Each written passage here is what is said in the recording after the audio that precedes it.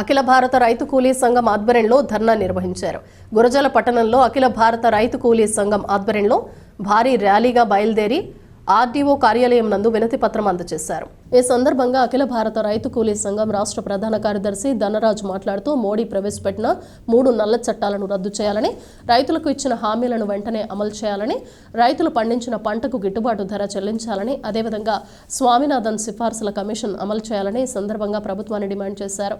ఈ కార్యక్రమంలో రైతు కూలీ సంఘం జిల్లా సహాయ కార్యదర్శి శ్రీనివాసరావు, జ్ఞానమ్మ, ఎలమంద, వెంకాయమ్మ, వెంకటేశ్వర్లు, ఆదెమ్మ తదితరులు పాల్గొన్నారు.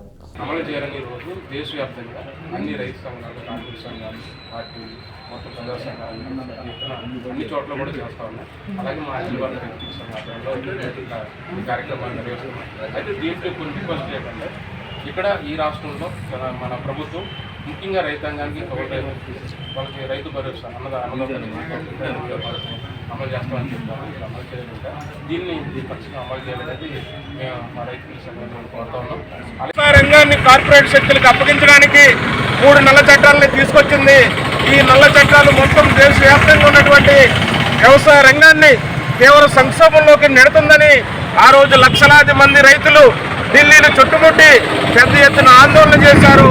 దాదాపు సంవత్సర కాలంగా పైగా ఆందోళన చేశారు. దీంట్లో 750 మంది రైతులు అమరులైనటువంటి పరిస్థితి ఉంది. ఈ నల్ల చట్టాలని వెనక్కి తీసుకునే వరకు కూడా మేము ఢిల్లీని వదిలిపెట్టి వెళ్ళమని ఆ రోజు బీచ్ నుంచి కూర్చున్నటువంటి పరిస్థితి ఉంది. ఆ క్రమంలోనే అఖిల భారత రైతు కూలీ సంఘం, అలాగే దేశవ్యాప్తంగా ఉన్నటువంటి రైతు కూలీ సంఘాలు ఇవన్నీ కూడా పెద్ద ఎత్తున ఆందోళన చేశాయి.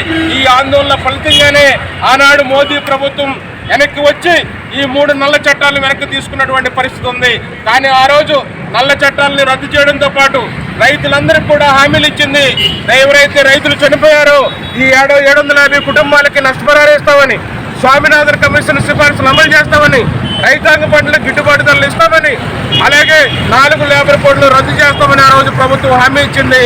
ఈ హామీ ఇచ్చినటువంటి మోదీ ప్రభుత్వం మళ్ళీ తిరిగి 2024లో అధికారంలోకి వచ్చింది.